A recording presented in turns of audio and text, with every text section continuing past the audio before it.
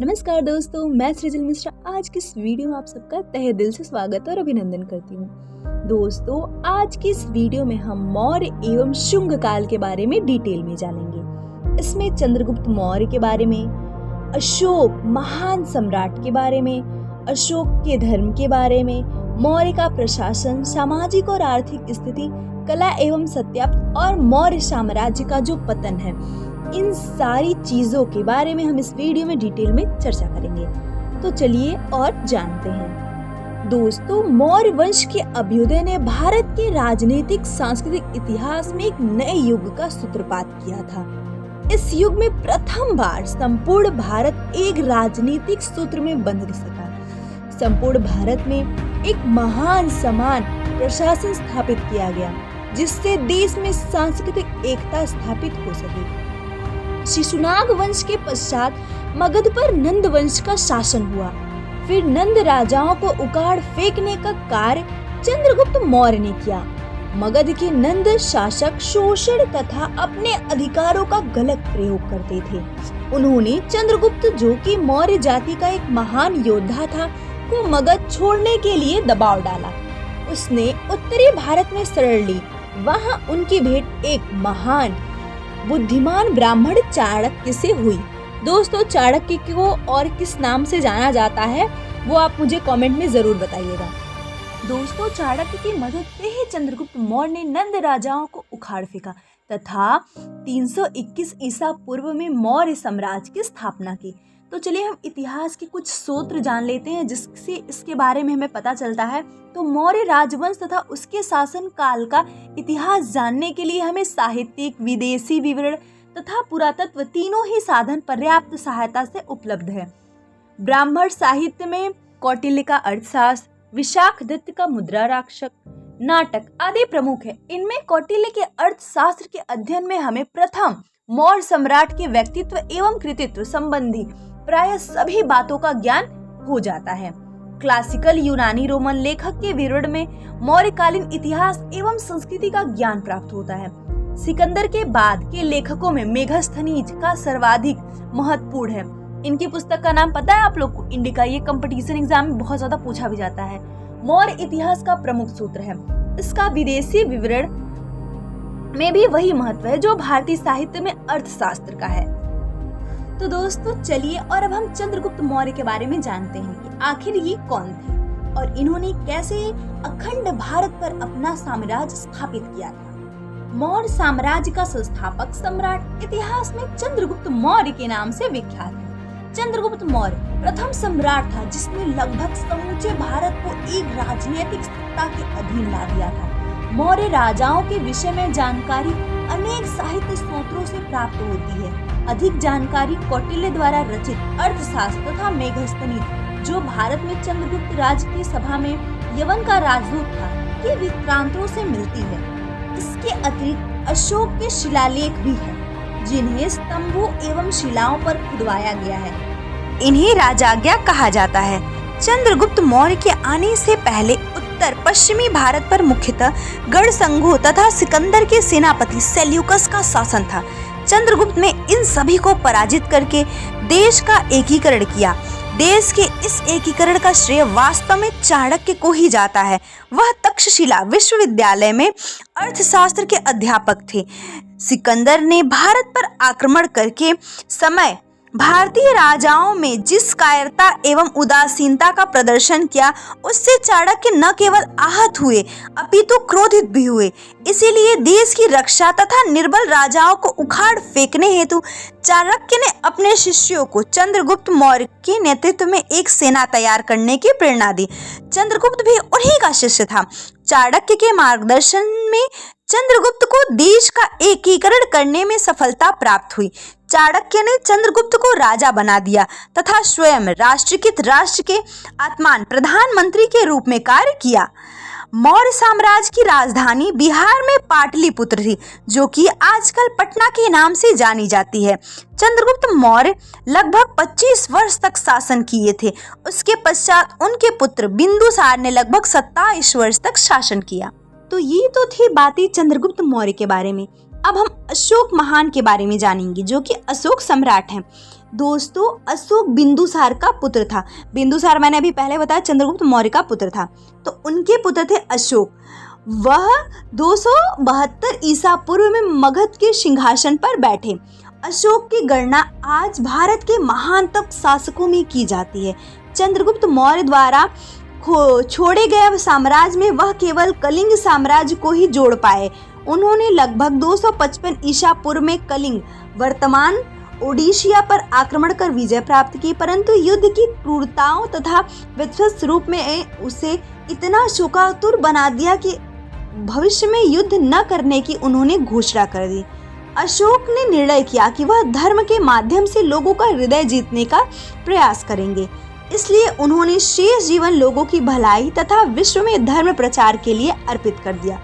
विश्व इतिहास में हिंसा एवं युद्ध का परित्याग करने वाला एकमात्र शासक अशोक महान था, इसीलिए उन्हें अशोक महान कहा जाता है। दोस्तों अब हम अशोक महान के धर्म के बारे में चलिए बातें करते हैं। अशोक के धर्म का अभिप्राय धार्मिक कर्तव्य से है, जिसका धर्म सहिष्णुता, अहिंसा तथा बड़ों के प्रति आदर पर आधारित था। कलिंग युद्ध के बाद अशोक ने गौतम बुद्ध को स्वीकार कर लिया और उनके बौद्ध धर्म को अपना लिया। उसने अपना शेष जीवन मानव कल्याण को समर्पित कर दिया। अशोक के शिलालेख विश्व इतिहास के किसी भी शासन द्वारा लिखवाए गए अभिलेखों में अद्वितीय स्थान रखते हैं। उनमें पानी के लिए कुएं खुदवाए, धर्मशालाएं बनवाई, सड़कें के किनारे छायादार वृक्ष लगवाए। उसने धर्मार्थ एवं परमार्थ के कार्य के लिए चिकित्सालय बनवाए तथा उनकी देखभाल करने के लिए उनके अधिकारियों को नियुक्त भी किया। अशोक ने कहा कि लोग माता पिता, शिक्षक, अपने से बड़ों एवं ऋषि मुनि तथा ब्राह्मणों का आदर करें तथा अपने सेवकों तथा सभी जीवों के प्रति दया की भाव रखें। इन सब शिक्षाओं के प्रचार प्रसार के लिए अशोक ने न केवल अपने संदेशों को स्तंभ पर अंकित करवाया, बल्कि उन्हें बड़े साम्राज्य के विभिन्न हिस्सों में शिलालेख एवं चट्टानों पर भी खुदवाया। उनसे कई देशों में अपने दूत भी भेजे और अपने पुत्र महेंद्र तथा पुत्री संघमित्रा को दूत के रूप में श्रीलंका भेजा। दोस्तों ये तो था अशोक महान धर्म के बारे में। अब चलिए हम मौर्यों का प्रशासन जानते हैं। मौर्य साम्राज्य वास्तव में अपने समय में विश्व का विशालतम साम्राज्य था। ऐसे विशाल साम्राज्य के लिए विशाल प्रशासनिक ढांचा भी आवश्यक था। इतिहास में किसी भी अन्य काल में इतने प्रकार के प्रशासनिक अधिकारी नहीं थे जितने कि मौर्य काल में थे। मौर्य प्रशासन के अंतर्गत संपूर्ण सत्ता राजा में केंद्रित थी। राजा की सहायता के लिए एक मंत्री परिषद होती थी। सेनापति तथा प्रधान न्यायाधीश भी होता था। पूरे साम्राज्य को विभिन्न प्रांतों में बांटा गया था। प्रमुख प्रांतों का प्रशासन किसी राजकुमार अथवा राज परिवार के सदस्यों को सौंपा जाता था, जिन्हें कुमार कहा जाता था। कभी कभी किसी विश्व पात्र अधिकारी या फिर विश्वास पात्र अधिकारी को भी प्रांत प्रमुख बना दिया जाता था। छोटे प्रांतों का प्रशासन राजगुरु देखते थे। विभागीय अध्यक्षकों को मुखिया तथा महामात्र कहा जाता था। उदाहरण स्वरूप किसी नगर के महामात्र को नगर व्यवहारिक कहा जाता था अथवा अधीनस्थ अधिकारी युक्त कहलाते थे, जबकि प्रशासनिक अधिकारी को पुरुष कहा जाता था। नगरों एवं ग्रामों की प्रशासन व्यवस्था अलग अलग होती थी। कौटिल्य द्वारा लिखित पुस्तक अर्थशास्त्र राजनीति पर लिखित महानतम ग्रंथ है। इसमें मौर्य साम्राज्य की शासन व्यवस्था का विस्तृत वर्णन है। इसमें जो नगर प्रशासन होते थे, नगर प्रशासन का जो मुख्य अधिकारी होता था वह नागरिक कहलाता था। प्रशासन के लिए 30 सदस्यों की एक समिति होती थी जो 5 सदस्यों वाले 6 बोर्डों में विभक्त होती थी। प्रत्येक बोर्ड एक निश्चित विभाग को देखता था।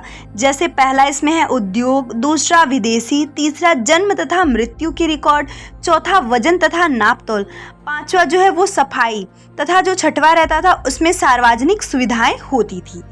और अगर हम बात करें सैन्य प्रशासन की तो मौर्य साम्राज्य बहुत विशाल था। कुशल प्रशासन के लिए संगठित तथा अनुशासित सेना एवं गुप्तचरों की बहुत अच्छी व्यवस्था थी। चंद्रगुप्त की सेना में 6 लाख पदाधिकारी, 30,000 घुड़सवार, 9,000 हाथी सेना तथा 8,000 रथ सम्मिलित थे। सेनापति सेना का मुखिया होता था तथा राजा को सूचना देता था। तो दोस्तों, ये थी सैन्य प्रशासन और नगर प्रशासन व्यवस्था। अब सामाजिक और आर्थिक स्थिति हम इस काल की जान लेते हैं। मौर्य काल में प्रशासन बहुत कड़ा था, इसलिए लोग कानून एवं नियमों का पालन करते थे। इसी कारण लोगों का जीवन शांतिपूर्ण एवं समृद्ध था। अच्छी खेती बाड़ी के लिए बाग तथा नहरों का निर्माण किया गया। चंद्रगुप्त मौर्य द्वारा निर्मित सुदर्शन झील इसका अच्छा उदाहरण है। कृषि तथा व्यापार के लिए राज्य लोगों की आर्थिक सहायता भी करता था। वन तथा वन प्राणी, प्राकृतिक संपदा एवं अन्य प्राकृतिक संसाधन सर्वाधिक संपत्ति समझी जाती थी, जिसका संरक्षण कानून द्वारा किया जाता था। व्यापार को नियमित करने के लिए कानून बनाए गए थे। लोग सरकार को कई प्रकार के कर अदा करते थे। एक जो कर है वो एकत्रित करने के लिए अधिकारी की नियुक्ति की जाती थी। अधिकारी नियमित रूप से वस्तुओं की मानकता एवं गुणवत्ता की जांच पड़ताल भी करते थे। मौर्य काल में तक्षशिला, काशी, पाटलिपुत्र तथा अन्य अनेक स्थान शिक्षा के केंद्र थे। यद्यपि अशोक ने बौद्ध धर्म को अपना लिया था, फिर भी ब्राह्मण तथा जैन धर्मावलंबियों को पूरा सम्मान तथा संरक्षण दिया। अशोक ने अपने 12वें शिलालेख में सभी धर्मों एवं संप्रदायों के लोगों को यह परामर्श दिया कि वे एक दूसरे का आदर करें तथा उनकी आलोचना कदापि न करें, ताकि समाज में सौहार्द एवं सद्भाव बना रहे। उसने यह भी कहा कि हमें दूसरों के दृष्टिकोण को समझना तथा उनका सम्मान भी करना चाहिए। अशोक ये भी चाहते थे कि विभिन्न समुदायों के सम्मानित व्यक्ति मतभेदों का निपटारा आपसी बातचीत से करें। तो दोस्तों, अब हम इस काल के कला एवं सत्यापत्य समझ लेते हैं। कला तथा सत्यापत्र के क्षेत्र में मौर्य शासकों में असीम योगदान दिया। उनका सर्वोत्तम उदाहरण है अशोक के 34 फुट ऊंचे पत्थर के बने अनेक स्तंभ, जिन पर उनकी राजाज्ञाएं खुदी हुई हैं। उनकी बढ़िया पॉलिश एवं बनावटी आज भी देखी जा सकती है। इन स्तंभों के शीर्षकों पर जानवरों की प्रतिमाएं बनाई गई थी। इसका सबसे बढ़िया उदाहरण उत्तर प्रदेश में स्थित सारनाथ, जो कि वाराणसी में इस टाइम है, का स्तंभ शीर्ष है, जिसकी न केवल आधारशिला अति सुसज्जित है, बल्कि इस पर पीठ से पीठ सटाए हुए 4 सिंह भी बनाए गए हैं। इन सबसे ऊपर बनाया गया है एक धर्म चक्र। जब 15 अगस्त 1947 को भारत स्वतंत्र हुआ तो इसी स्तंभ शीर्ष को राष्ट्रीय प्रतीक के रूप में चुना गया। मौर्य शासकों ने गुफाएं खुदवाने का कार्य भी शुरू किया। इनमें से कुछ प्रसिद्ध गुफाएं बाबर तथा नागार्जुन पहाड़ियों में हैं। इनमें पत्थर द्वारा तराशी गई अकादमनी मूर्तियां भी मिली हैं, जिसमें सबसे प्रभावशाली मूर्ति जो पटना के निकट दीदारगंज में मिली है, वही एक पक्षी की मूर्ति है। स्तूप। अशोक ने सबसे बड़ी संख्या में स्तूपों का निर्माण कराया। ये अद्यतन गोलाकार गुंबदाकार स्मारक है जो बुद्ध के अवशेषों पर बने थे। ये मिट्टी तथा ईंटों से निर्मित होते थे। पार्श्व की रेलिंग तथा शीर्ष पर छतरी पत्थरों से निर्मित होती थी। ऐसा अनुमान है कि अशोक ने 84,000 स्तूपों का निर्माण करवाया। इनमें से सांची का स्तूप मध्य प्रदेश में भोपाल से 60 किमी दूर विदिशा के निकट सुरक्षित है। भरहुत तथा अमरावली में भी बड़ी संख्या में स्तूप मिलते हैं। तो दोस्तों, अब वीडियो के लास्ट में हम मौर्य साम्राज्य का पतन जान लेते हैं। 234 ईसा पूर्व अशोक की मृत्यु के पश्चात मौर्य साम्राज्य पतन की ओर जाने लगा। कहते हैं कि अशोक ने अपनी पूरी शक्ति तथा राज्य के संसाधक, नैतिक तथा कल्याणकारी समाज की स्थापना के लिए समर्पित कर दिया। इससे संसाधनों के अभाव में सेना तथा प्रशासन दोनों ही कमजोर होते गए। इसी कारण हिंद यवनों ने भारत पर आक्रमण कर उत्तरी भारत के कई भागों को जीत लिया। अंतिम मौर्य शासक बृहदत्त ने सेना का विश्वास खो दिया था। उसके सेनापति पुष्यमित्र शुंग ने 181 ईसा पूर्व राजा का वध कर दिया और स्वयं राजा बन गया। उसने शुंग वंश की स्थापना की। शुंग वंश की स्थापना के साथ ही मौर्य साम्राज्य का अंत हो गया। तो दोस्तों, ये था मौर्य साम्राज्य के बारे में। अगर आपको मेरी वीडियो अच्छी लगती है, इन्फॉर्मेटिव लगती है, तो इसे अपने फ्रेंड्स के साथ शेयर करना ना भूलिएगा। तो आज के लिए इतना ही। हम आपसे नेक्स्ट वीडियो में मिलते हैं, तब तक के लिए धन्यवाद। Thanks for watching my video.